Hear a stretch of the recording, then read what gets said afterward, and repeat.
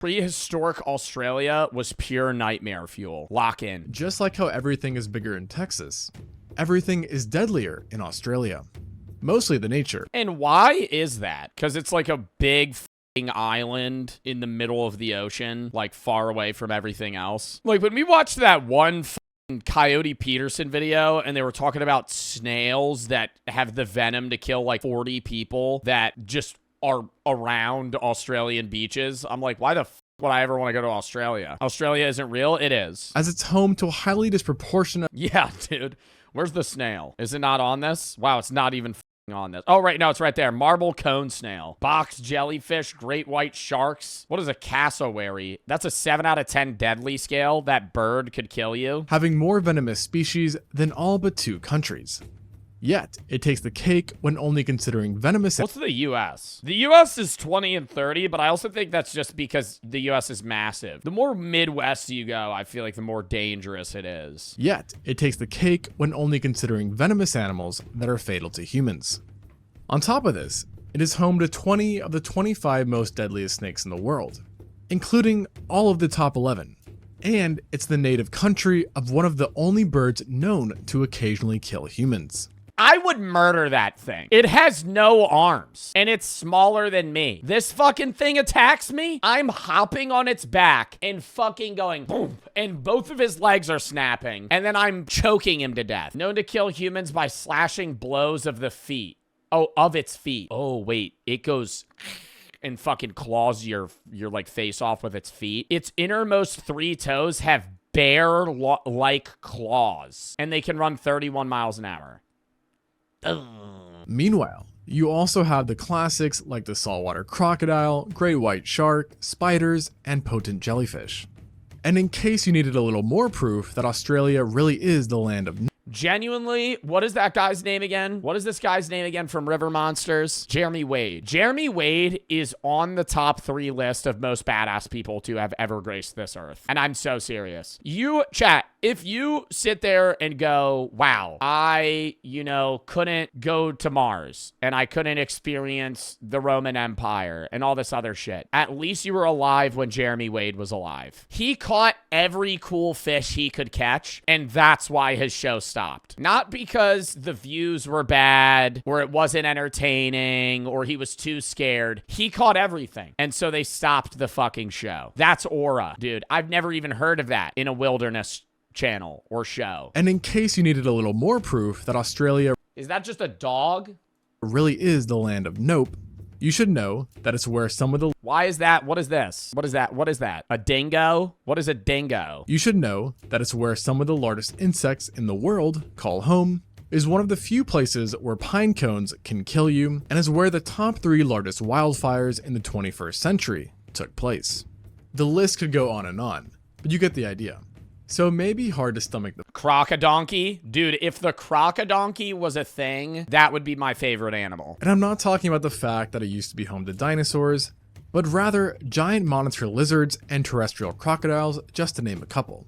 And surprisingly, you don't even have to travel that far back to arrive at this forsaken Australia, as it reached its peak in chaoticness about 50,000 years ago, which is right around... Were humans on Earth, or not on Earth, in Australia at that time? When humans first arrived. Oh, fuck no, dude. Yo, being an early human with a wood stick that's pretty sharp, fighting a fucking 9-foot crocodile to the death. Yeah, I don't know about that. About good timing. Back in those days, reptilian predators... Humans? I watched like an 1.5 hour long fucking documentary about things that used to eat humans. Dude, Homo sapiens got fucked up by everything until we got smart enough to make like really deadly tools. Early humans were just fucking, it was skill diff central, dude. You were literally like, because if you think about it, in a man-to-man combat with no weapons, most predators kill us. Right? Most. Like, even in a one-on-one, right? I'm not talking about like even smaller ones. Like a hyena is smaller than a human, but it's probably going to kill you, right? Then, there's that period of time where we start getting sticks and they start getting a little more scared of us. Fire. And then now we got a fucking metal spear. And then that's when those fuckers get afraid of us. Unless it's a hippo. Because humans still get murdered by hippos. Anyone to realize that something was very wrong once they set foot on land. as there were a host of nightmarish creatures wandering around, one being a literal land croc. Not a crocodile lookalike, but a genuine real crocodilian that happened to run comfortably on land. This creature was known as the Quinka, and it was one of Australia's top predators during the Pleistocene. It shared many features with the crocodiles we know of today, and was once even considered a true crocodile. Although, thanks to a very odd skull structure, it was moved to the extinct clade of Megalania. Along with the odd skull, paleontologists also noticed that it had some strange legs as well, that were very long for a crocodilian, allowing it to keep its body clear of terrain and potentially sprint. This has led to it being considered a terrestrial predator, with further evidence coming from its hoof-like toes and flat tail, which wasn't designed for swimming. Unfortunately for all land dwellers, the Quinka was also no small critter, with most adults measuring 3 meters or 10 feet, and weighing 200 kilograms or 4. Oh my god, bro. Like, yo, chat. Quick dub in the chat for all of our ancestors that didn't get murdered by one of these fucking animals. Quick dub that they reproduced before they got eaten alive by one of these things, or else none of us would be here. Holy shit, dude. Going to bed at night knowing one of these fucking things could just randomly sneak up on you and just actually swallow you in one bite. It nearly identical in weight to a medium-sized American alligator. Not to worry though, as there were larger individuals as well, with one specimen reaching 6 meters or 20 feet in length. At this size, it had no problem taking down mammals, including an unlucky human from time to time. Getting attacked by this croc was an I just climb a damn tree. absolute nightmare, as its teeth were designed to slice animals up like a filet mignon, with each tooth being blade-like, compressed, and heavily serrated. These kind of teeth are referred to as xiphidon teeth, and is what was commonly seen in theropods. Having such vicious dentition let the Quinka take down animals that were considerably No! larger than its. What? Nah, that actually pisses me off. I hope that elephant fucking curb stomps the shit out of that dumb bitch crocodile. F that motherfucker. I love elephants, and you're telling me that motherfucker just start biting his trunk? There's a chance as well that you couldn't even outsmart this croc by jumping in the water, as Oh my god. is some evidence that it was an accomplished swimmer, in spite of spending most of its life on land. Shockingly, or maybe by this point, unshockingly, even a terrestrial croc that could swim and had dinosaur-like teeth wasn't safe from other Australian creatures, as there was also the largest known terrestrial Bro, what is this image, dude? Oh my god. lizard walking around, Megalania. Is that just what are those like now? What are those now? Fuck. Not a Komodo dragon. What are they called? And they swallow goat's whole and they have like AIDS in their saliva or something. Yeah, Komodo dragon. Oh, it is a Komodo dragon. Known as the Megalania, rather Varanus priscus, meaning it was actually a giant species of monitor lizard. Despite this classification change, the Megalania is still usually referred to by its original name. Perhaps because it's much more fitting as it translates to the Great Roamer, a nod to its massive size, and massive it was. Paleontologists never seem to agree on the exact measurements, but all estimates have given it a length of at least 3.5 meters or 11 feet, with an approximate weight of 158 kilograms or 348 pounds. So at the Oh my god, dude. And mother, like, dude, I would just give up, bro. If I had to be alive during this time and everything you encounter on a daily basis wants to fucking murder you and has like fucking poison in their teeth and shit, like it's actually just GG's. That, I was also gonna say, imagine being the first human that tamed a wolf, or the ancestor of a wolf, the common ancestor of dogs and wolves. Imagine that. Just tame it. I don't think you could tame one of those things, because they don't need you. It's easier to tame pack animals, right? There's like a whole video on like why we eat the animals we eat, and we've decided that like the reason we eat the animals we eat is because pigs, chickens, and cows reproduce, they fuck a lot, and their offspring grow quickly, and they're docile. And then we kill and eat them. The things that we work with as companions tend to be more pack animals, and also need more than themselves to kill something. talking about a lizard that it was as long as a sea lion and as heavy as a reindeer. And at its maximum, things frankly got crazy. with studies finding it to have potentially obtained lengths of up to 7.9 meters or 26 fucking feet. Dude, how long is that? That's bigger than a car. 26 feet, which is based on fragmented remains that were scaled up to living monitor lizards. This would have made them just as lengthy as the longest recorded anaconda, but 8.5 times heavier due to its robust build, with an absolute maximum weight of 2 tons. However, for the most part, large Megalania were probably no more than 575 kilograms or 1,200 pounds. Although it wasn't only a giant, as like living monitor lizards, the Megalania possessed razor-sharp teeth that were fairly long and recurved, granting extra grip while holding onto prey. Wow. The Megalania is further thought to have used its tremendous... Yo, you think they ever bite their tongue? Like, they bite right through that shit, dude. If you're like a lion or even like, you know, modern or non-modern animals, they ever bite their own tongue? Oh my god, bro. That's that pain that makes you just fucking freeze. Powerful Hurt legs like hell? Dude, they'd probably break they would lose a chunk of their tongue. and sharp claws to bring down prey and foe alike. Naturally, in true Australian fashion, the Megalania might have been venomous as well due to its heritage, since all monitor lizards presently living are considered to be venomous. Their venom, similar to what is seen in some... Dude, I don't like reptiles. Bro, like, the more and more I see these motherfuckers, yo, they just look weird, dude. And, like, what is he doing with his throat? Is an anticoagulant, They're cool, but it's like... meaning it prevents blood from clotting, which leads to shock and infections as it keeps wounds open for longer periods of time. And because the Komodo dragon, also known as the Komodo monitor, is the Megalania's closest living... Those are kind of cute, though. Komodo dragons, if they didn't eat goats whole. Because the Komodo dragon... Look at him. Oh, he's got a little... Oh, look at him. Also known as the Komodo monitor, is the Megalania's closest living relative. Certain paleontologists believe that the two shared similar hunting tactics of biting prey, retreating, and then letting the venom do the work. So that's to say, even if you managed to get away from an attacking Megalania, you would still be doomed. All of these attributes make Megalania feasibly the worst thing you could have run into. Unless, that is, you have ophidiophobia.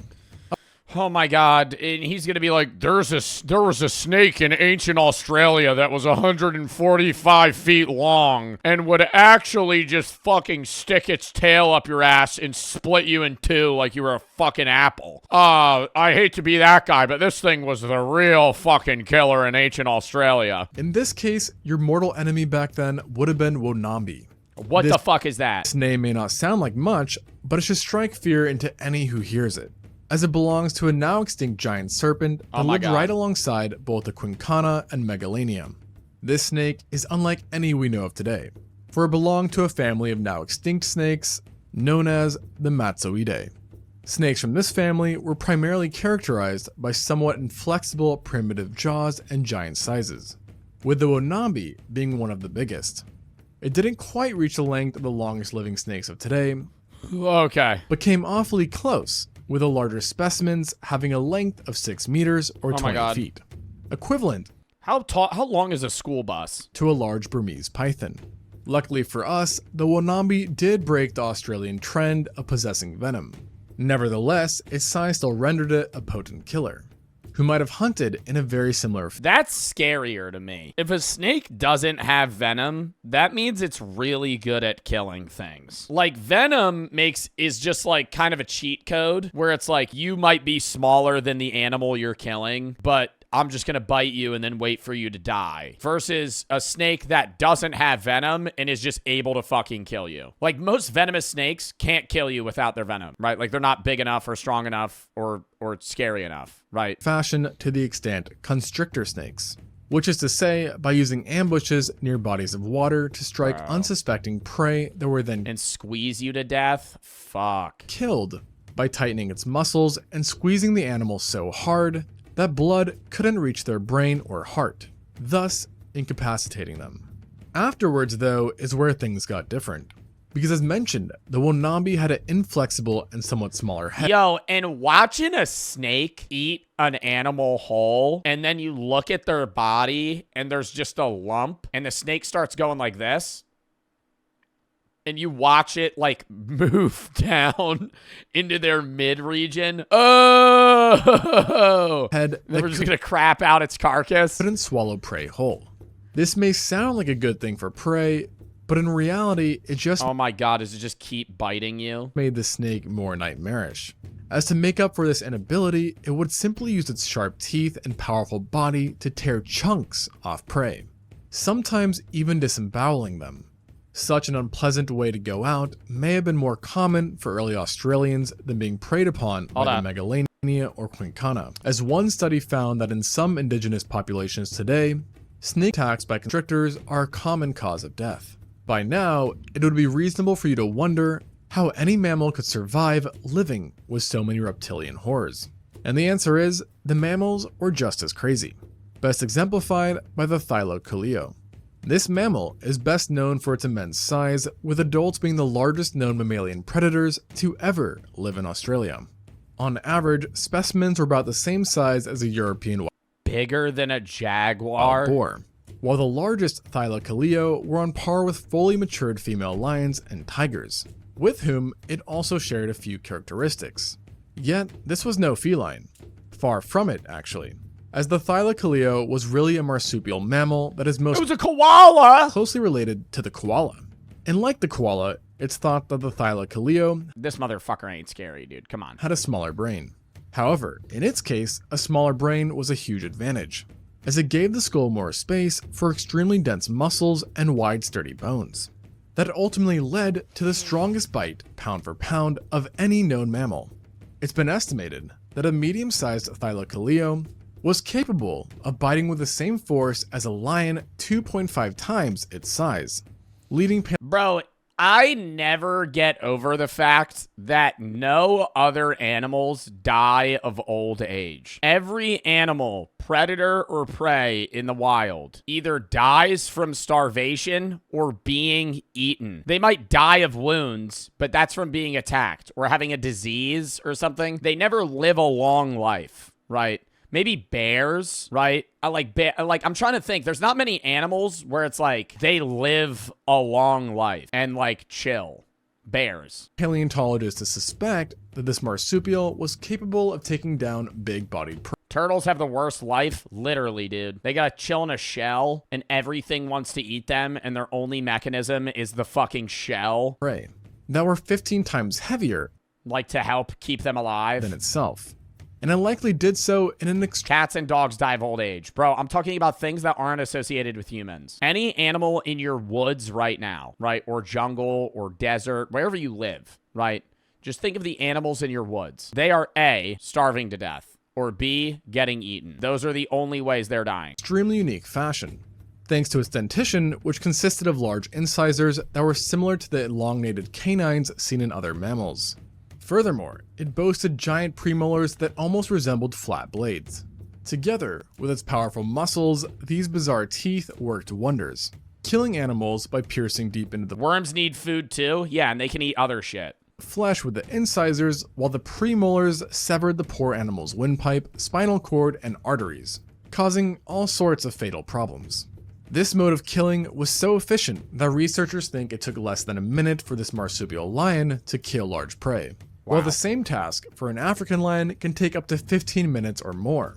And for whatever reason... Yeah, and that also annoys me. I don't know. I understand it's the way of life, right? But I don't know. Part of me is always rooting for that. When I would watch Animal Planet, I'd be rooting for that fucking water buffalo to run away. I'd be like, you got it!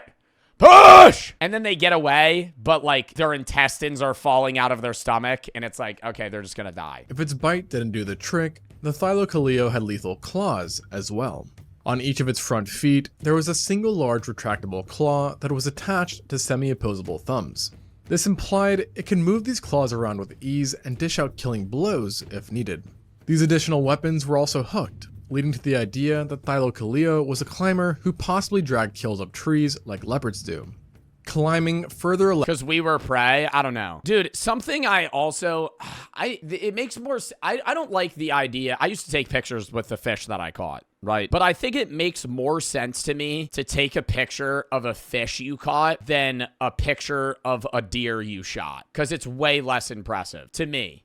From the biological standpoint, not from the hunter standpoint of, yes, you're sitting in a deer stand for 6 hours, right? And you have to be dead silent and wait, right? And you're hunting and you have to be, silent. I understand that aspect, but you just shot it. Whereas like you didn't like fucking wrestle it to the ground and stab it, right? Like you didn't beat the animal. Right? You won because you had superior technology. Fishing, you're still winning because you have superior tech, but it's still cavemanish in the sense of like, I have a string with a fucking bait attached to it, and I have to get you to get it, and then I fucking wrestle you, right, by reeling it, and then I win, and I hook you and kill you, right? Allowed it to navigate caves. You ever see those videos where there's like an abundance of boar in an area and they just get a dude in a helicopter with a minigun to fucking mow them down? It's fucked up, but it's like when you know they're a nuisance and they're like ruining the wildlife and the habitat that those animals live in, it's like, holy shit. Like they literally task people to just like go outside with like a fucking minigun mounted to a helicopter in the middle of the night with night vision and just mow down boar. And they don't even eat them. They just kill them. In rough terrain, adding another other things eat them,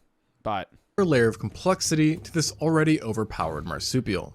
And so with all of this said, Australia popping a score streak, literally, dude. Fucking 1,700 points. Calling a chopper. Had no doubt some pretty terrifying predators all around, making life fairly interesting for the first humans to arrive. That thing looks scary as fuck.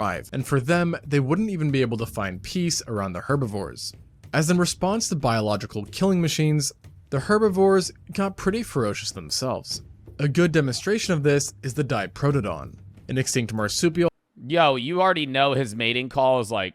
An extinct marsupial whose closest living relative is the wombat. The two also did look in some ways similar, except unlike the wombat, the Diprotodon was massive, plausibly weighing... Why was everything bigger? ...to 3.85 tons. Which makes it equal in weight to a fully grown Asian elephant. This size gave it much needed durability and would have made hunting it a questionable endeavor, a task further discouraged by the presence of a surprisingly strong bite. The Diprotodon was strictly a vegetarian. Wait, were kangaroos still fucking around then? Wait, what? Bro, were kangaroos still fucking around then? They were just chilling? They've just been flexing since? How, dude? I feel like a kangaroo would get fucked up by any of these things. When did kangaroos start? 24 million years ago, their ancestors have been traced back to. When did modern kangaroos start? 25 million years. What? Yo, they just been chilling, dude. That'd be so weird. You get teleported 50,000 years in the past and all these animals are so fucking weird to you. And then you're just like, wait, that's a fucking kangaroo. Everything else is just fucking 10 times the size that it used to be or that it is now and is fucking murdering each other. And then there's just a kangaroo with a joey in his pouch, just fucking chilling. By the presence of a surprisingly strong bite. The Diprotodon was strictly a vegetarian. But nonetheless, it still had a nasty bite that reached 11,000 newtons in force at the back molars, giving it more than enough power to technically break a human's femur. In addition to elephant-sized wombats, birds too were supersized in prehistoric Australia at the time, especially the Genyornis. This ancient bird resembled the once widespread terror birds, however, it actually belonged to a separate family of flightless birds, known as the Dromornithidae, or thunderbirds. All members of this family, Genyornis included, are believed to have been herbivores despite their menacing appearances. Though, like many ancient Australian creatures, they did have size to help balance their defenses out. The Genyornis in particular routinely grew to heights taller than humans, with the average individual 1.8 meters coming in at 2 meters or 6.5 feet.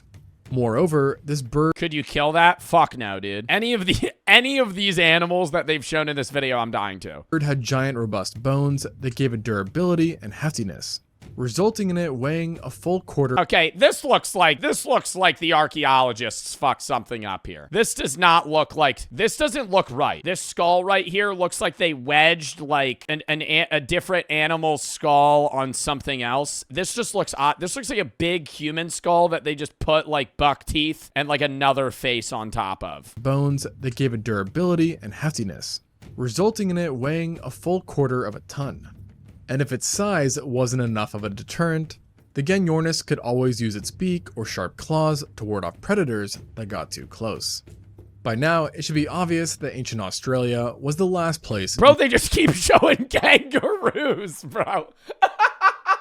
Yo, these motherfuckers really ran the land in Australia, dude. What? I mean, they look a little different, bro. They look more like a Winnie the Pooh character. But like, dude, they were just around then? You'd want to visit. And just to really drive it all home, remember that nearly every dangerous animal in Australia today was also still around back then. Wow, dude, that's making me think I might be able to not take a fucking yo, these look just like kangaroos that got it like some sort of mutation, dude. And that's not to mention, what the fuck is that thing? That's an early kangaroo? Oh my god. They look very inefficient. other He has like claws. extinct animals which I didn't mention, including Yeah, those things are ugly, dude. turtles and additional extinct crocodilians like the Paludorex. And of course, nature itself was also harsh with extreme droughts being present. And yet, despite all of these odds, humans still survived in Australia. Bro said cute. Nah, you ain't think kangaroos are cute? Kangaroos are fucking adorable, bro. Look at him. Look at him. Look at him. That was a good video, though.